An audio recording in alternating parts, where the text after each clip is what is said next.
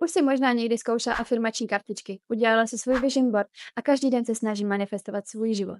Ale pořád to někde vázne a ty si začala věřit tomu, že to prostě pro tebe asi není. Že ten tvůj život, který si přeješ, tak budeš žít možná v jiném životě.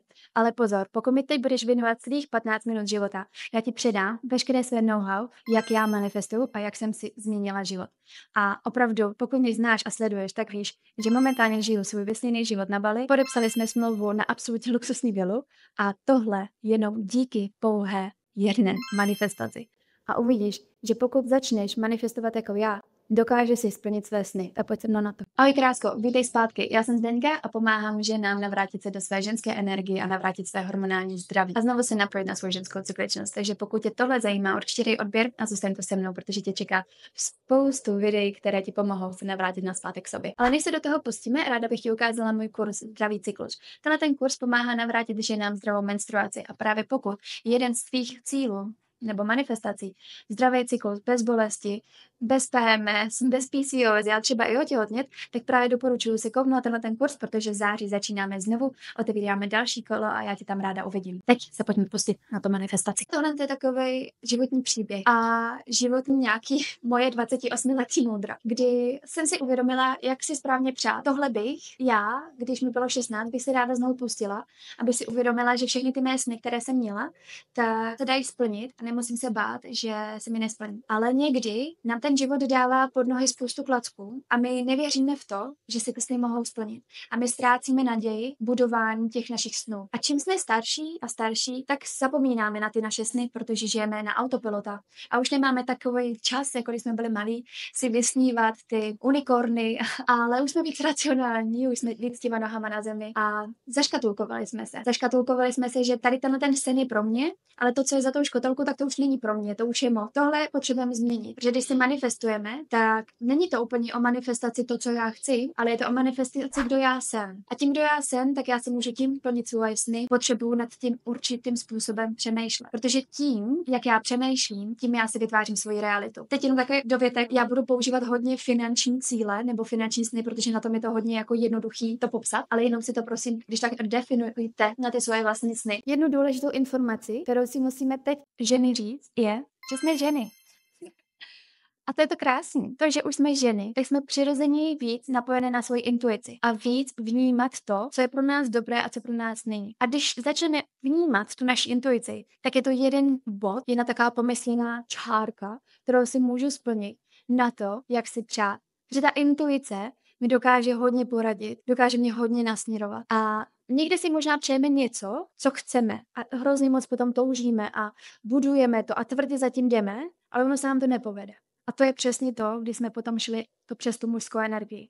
A když na to jdeme přes tu ženskou energii, kdy se otevírám tomu světu, kdy přijímám to, co mi přichází a naslouchám, jestli náhodou to je ono nebo ne. Protože na mě je pak říct na ty aktivity ano nebo ne. Ale když přijímám ty informace a přichází ke mně a já se rozhoduju vědomě, jestli jo, to je ono, tak možná to přijímání mi právě ukazuje tu cestu, kudy já mám jít. A není to o to, že jdu tvrdě za těma věcmi a že to zdolám, že tady z toho taky můžu totálně rychle vyhořet, ale že se k tomu otevírám a že přijímám to, co mi přichází. A možná to nebude úplně příjemný, co zrovna mi přijde, ale je to důležitý krok na té cestě dojít do toho cíle, do té manifestace, kterou vás si přeju. Protože všechno je to o našem mindset. To je moc důležité si tady pro tohle video zapamatovat. Pro lepší přijímání a práci je právě z manifestací, když jsem si vytvořila takový framework. A je to na základě slova přijmi. Mám pro tebe totiž 5 typů, jak tu manifestaci ovládat a jak to přijímat, to, co si přejeme v tom životě mít. První je P, a to je hned to nejdůležitější po mindsetu, protože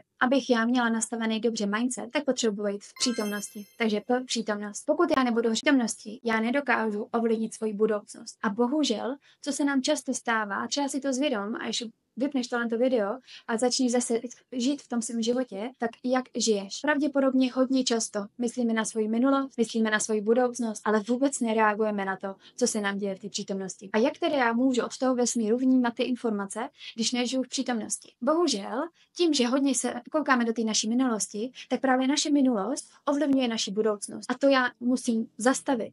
Já potřebuju zastavit svoji minulost a moje minulost ne, že se mě nedotýká, ale spíš mě neovlivňuje v mým budoucnosti. Samozřejmě moje minulost je pro mě extrémně důležitá. Já potřebuji vědět, kdo jsem byla, abych si pak mohla uvědomit, kdo jsem nyní. Ta přítomnost je pro mě extrémně důležitá. V té přítomnosti já se můžu rozhlídnout na ty křižovatce doprava doleva, jestli tam náhodou nejde nějaký blbec, který by mě srazil. Já v té přítomnosti můžu měnit ty svoje kroky, které následně ovlivňují moji budoucnost. Ale pokud já v té přítomnosti nejsem přítomná, co se může asi tak stát? Vědu do křižovatky, do které jsem vlastně vůbec neměla výjíždět, protože tam byla červená. Ten vesmír mi dal jasnou informaci, je tady červená. Moje intuice mi dávala do žaludku ty informace, hele, to není dobrý. Ale já jsem stejně šlápla na ten plyn a jela jsem. Takhle jsem napálila do svého bývalého přítele, který mě nakonec po roce a půl začal podvádět. Ale moje intuice mi to říkala. Svítila tam červená na křižovatce jak blázen, ale ji nechtěla vidět. Vzpomeň si na svoje chvíle, kdy ty si tam měla také tu červenou, ale nechtěla si ji vidět. A najednou si uvědom, že opravdu ten vesmír ti dává ty informace. Opravdu ten vesmír tě drží tomu, aby ty si mohla dojít do té svý vysněné cesty. Jenom mu potřebuješ důvěřovat. A důvěru budujeme přítomnost. Na uvědomování si přítomnosti mám ráda jedno cvičení, a to je hned po ránu. Po ránu, když se probudíme, tak náš mozek není ještě úplně rozjetý a je v takovém stavu, kdy ještě jsme v takových vlnách, jak u meditace. To je úplně skvělý si tady v tomto stavu ještě hezky pobít, nevyletět na budíka, ale hezky si ještě v tom pobít a zvědomovat si svůj den a vizualizovat si svůj den, jak si přeju ho mít. Samozřejmě, ano, jdu do práce, ano, pojedu autem, ano, budu se muset najíst a tak dále, ale najednou to může být s jiným záměrem. Najím se pro své zdraví. Půjdu do práce, protože ona mi vydělává peníze a pak budu moci jet na tu dovolenou. Půjdu do té práce, protože mě třeba baví. Ano, OK, je tam něco, co mě úplně nebaví, tak pojďme najít to, co nás baví. Pojďme si hledat ty informace, které nás těší. A rozhodně to není příjemný, když hned po ránu se probudíme a zase si řekne, ty vole, zase ta práce. To pak nechcem. Druhý v našem slovíčku příjmy je řekni si pravdu. Pojďme si upřímně říct pravdu to, co chceme. Co od toho svého života chci? Jak chci, aby to vypadalo? Máš to opravdu takhle definovaný? A nebo máš jenom chtěla by vydělávat 100 000 korun měsíčně, ale vůbec nevíš, jak to bude vypadat. Vůbec nevíš, co všechno zatím má být. A nebo vůbec nevíš, co z těch 100 000 chceš udělat. Cokoliv, co zatím je, tak to je ta emoce. Takže to není 100 000, který nemá žádnou emoci, ale je to to, že díky těm penězům já budu moc dávat. Díky těm penězům já se budu cítit v bezpečí, protože budu v bezpečnější čtvrti, protože budu mít bezpečnější barák, budu mít možnost svým dětem zaplatit lepší školu. A najednou to je ta emoce. A tu emoci si podrž. Pozoruj tu emoci. A tady za tu emoci ti. Nejdi bezmyšlenkovitě za 100 000 korunama měsíčně. Tohle je ten tvůj pohon, za čím se máš vydat. To je ta ženská energie, kterou máš procítit a cítit ji každý den, za kterou máš jít a za kterou víš, že to je to ono. To je ten můj život. To je to moje vysnění. Takhle to já chci. Ve slovíčku příjmy na třetím je I. Intuitivní žebříček. Představ si to klasicky jako žebřík. Úplně nahoře máš ten svůj sen. Možná tu afirmační kartičku, kterou si používala a nefungovalo ti to. Že třeba tady v té afirmační kartičce bylo, budu vydělávat 500 000 měsíčně. Ale najednou, když jsi to opakovala znovu a znovu, tak ti v hlavě začal běžet taková ta myšlenka, to ale pro tebe není reálný, tohle to se ti nesplní, to zapomeň a blablabla. Protože jsme si to až moc nasadili nahoru. Je to něco, čeho nejsme teď momentálně schopní. Přes to naše kvantové pole, přes to naše intuitivní vnímání cítit, že tohle to je ta naše realita. Proto pojďme trošku níž. Pojďme si to právě jako ten žebřík rozkouskovat a pojďme prkno po prkně hezky nahoru. A začněme na tom, že je nám to reálný. Protože pokud teď vyděláváme 25 000 korun měsíčně, tak je pro nás teoreticky už hodně velký 50 000 korun měsíčně. Pojďme si manifestovat 50 000 korun měsíčně a pojďme to žít. Pojďme cítit to, jaký to je, když vyděláváme 50 000 korun měsíčně. Jak žijeme, jak se stravujeme, jak o sebe pečujeme a tak dále. A pojďme si tady tohle splnit. Když si tohle po čase splníme, tak potom si tam můžeme dát 75, 100 a klidně dojít až do toho našeho cíle, který jsme si vizualizovali, který jsme si přáli. Protože těma postupnýma krokama je pro nás racionálnější a přijatelnější si to vizualizovat a opravdu věřit tomu, že tam můžeme dojít. Protože kdysi já, když jsem žila ještě ve Švýcarsku, tak jsem si řekla, že chci v Čechách vydělávat ty stejné peníze, jako jsem začala vydělávat ve Švýcarsku.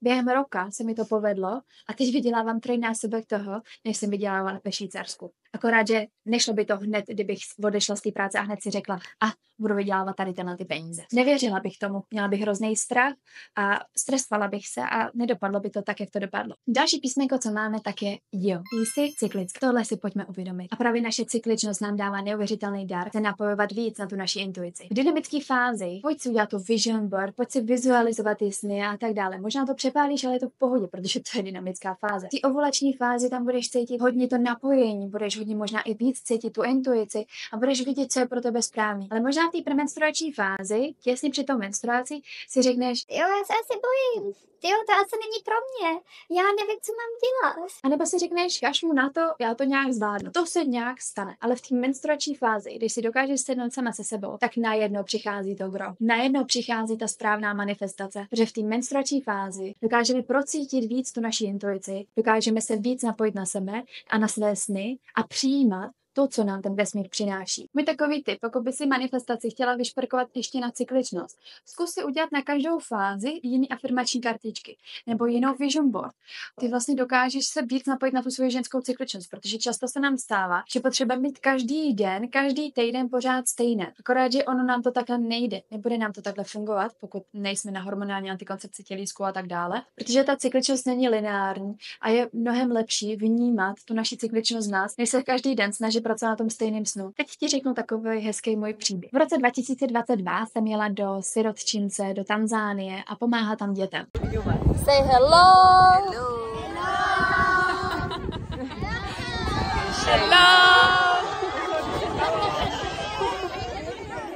A tady z téhle cesty jsem pak měla odletět na Bali a žít tady na Bali s kamarádkou. Bohužel v Tanzánii na letišti mi odepřeli přístup do letadla a já 3 dny strávila na letišti a čekala, jestli náhodou si teda do toho letadla dostanou či nikoliv. To by mě teda už zajímalo, z jakého mě tam prostě nechtějí pustit, jako jo, to prostě už není normální. Každopádně já si asi přebouku prostě letenky na Česko. Tak Vojta znovu volá na Oman a chce přebukovat letenky buď na Bali, pokud to nepůjde na Bali, tak letím domů. Když už jsem dostala boarding pass, že můžu odletět na Bali, no, tak mi ten boarding pass vytrhli z ruky a řekli mi, že vy prostě nikam neletíte, že Kuala Lumpur vás nepřijme. Byla jsem z toho absolutně hotová a vůbec jsem nechápala, co se stalo. Proč, když mám letenku, mám všechno zařízené, tak proč se mi tohle to děje. Byla jsem opravdu zklamaná, protože jsem si musela koupit letenku nazpátek do České republiky a můj sen se takhle rozpustil. V tu chvíli by jsem si možná mohla říct, že ty vado, Ježiši, proč já? Dostat se do té pozice oběti a říkat si, proč se mně to stalo, tak asi prostě nemám letět na Bali, prostě nemám si splnit své sny a tak dále. Když jsem přijela do Čech, tak mi to začalo docvakávat. Ne hned, ale postupně. Až v tuhle chvíli mi došlo, že dobře, přijímám to, že se mi nesplnil můj sen, ale pokračuju na tom svým dalším, protože i v tu chvíli jsem si zvědomovala, že i když je můj sen žít na Bali, tak ještě můj větší sen bylo budovat ženskou cykličnost. A to se mi začalo dařit. Začala jsem budovat ženskou cykličnost a byla jsem pozvaná na přednášku. Na přednášce jsem poznala jednoho klučinu. Tím klučinou je můj momentální partner, s kterým jsme se po půl roce známosti přestěhovali na Bali. A teď momentálně na Bali žijeme už 1,5 roku.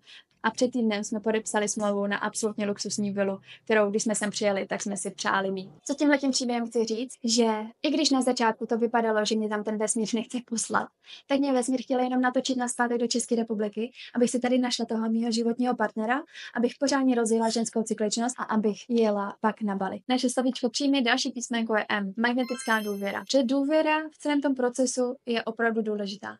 Důvěřovat, že to opravdu je pro mě, že to není proti mně. Důvěřovat v to, že jsem v té pozici vítěze, ne v pozici oběti. Důvěřovat v to, že všechno, co se mi děje, se děje pro mě z nějakého důvodu a že mě to někam posouvá. Může to být někdy těžký a proto někdy je dobrý vyhledat terapeuta a popovídat s ním. Já jednou za čas využiju výklad z karet, ale je důležitý si uvědomit, že i když nás někdy jednou za čas přepadne ta myšlenka toho, že je to těžký, co teď? Tak ale, že ta důvěra tam je. Opravdu pro mě bylo extrémně těžké vybudovat ženskou cykličnost. Když jsem tohle poprvé řekla doma, tak táta mi řekl, že jsem se zbláznila a máma, ať radši zůstanu ve Švýcarsku. Ale ta důvěra ve mně byla. Když to cítíte, když to intuicí to cítíte, že to jinak nepůjde, že tohle to je prostě ten směr, tak to je ono. To je ta důvěra. A poslední písmenko v našem frameworku příjmy je I. Integrace. A teď to všechno jenom integrovat. To, co jsem si přála, to, co vím, že mi přijde do mého života, tak jenom integrovat. Integrovat to do každé své buňky. Věřit, že to, co si přeju, už jsem. Věřit, že to,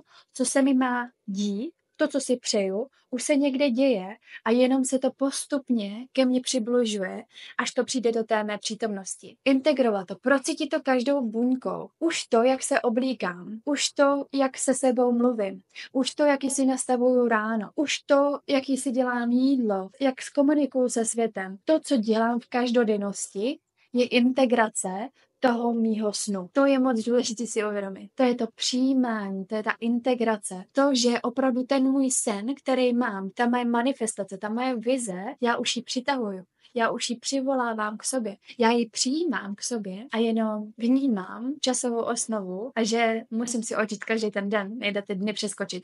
Nikdo nechce být jako v tom filmu, kdy jsme klikli a přehrali jsme to až na tu dobu, kdy už jsme měli to povýšení. Protože před tím povýšením jsou ještě nějaký stepy, které my potřebujeme udělat. Každý ty maličkosti každého dne ty můžeš vnímat, jak je to pro tebe, jak se to pro tebe vytváří a jak se ti vytváří ta nová realita. Tohle všechno je kolem tebe. Tohle všechno se může stát realitou.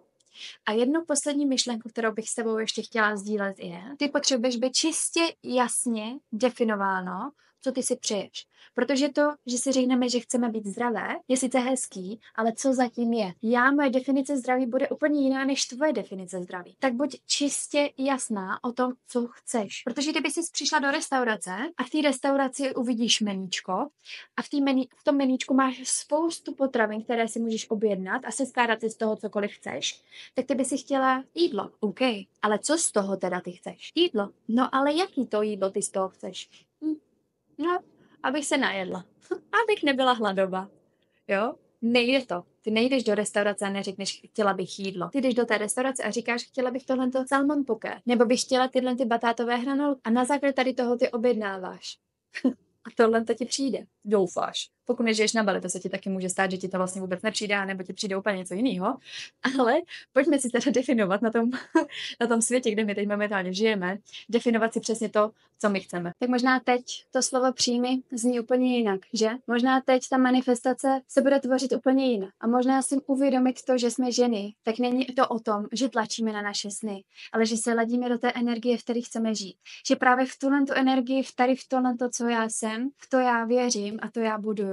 A to mi přichází do mého života. A na základě toho si vytvářím ten svůj život. Já si objednávám v tom menu přesně tak, jak já chci. A přesně tohle se mi tvoří. A tohle mi přichází do života. A budu moc ráda, když mi do komentáře napíšeš slovo přijmi a nějaký tvůj oblíbený smajlíček, pokud i ty máš nějaké přání. Pokud i ty chceš používat manifestaci pro to, aby si mohla tvořit svůj život. A zároveň budu i moc ráda za like tohoto videa, pokud ti to přineslo něco nového. Pokud si najednou začala na to manifestaci přemýšlet trošičku jinak. A najednou třeba zapadly ty puclíky tam, kam zapadnout měly, protože teď si můžeme vytvářet tu naši novou realitu. A já ti moc děkuju, že jsi dokoukala video až sem. A pokud právě jeden z tvých snů je mít zdravý cyklus, tak určitě doporučuji kouknout na ten můj kurz. A pokud tě zajímá, jak zazářit v létě, tak ti doporučuji tohleto mé video na 10 glow up typu na léto a když tak se vidíme u dalšího videa. Měj si moc krásně a nezapomeň, jsi magnetická přesně tak, jak jsi. Jenom přijmi tím, kým jsi.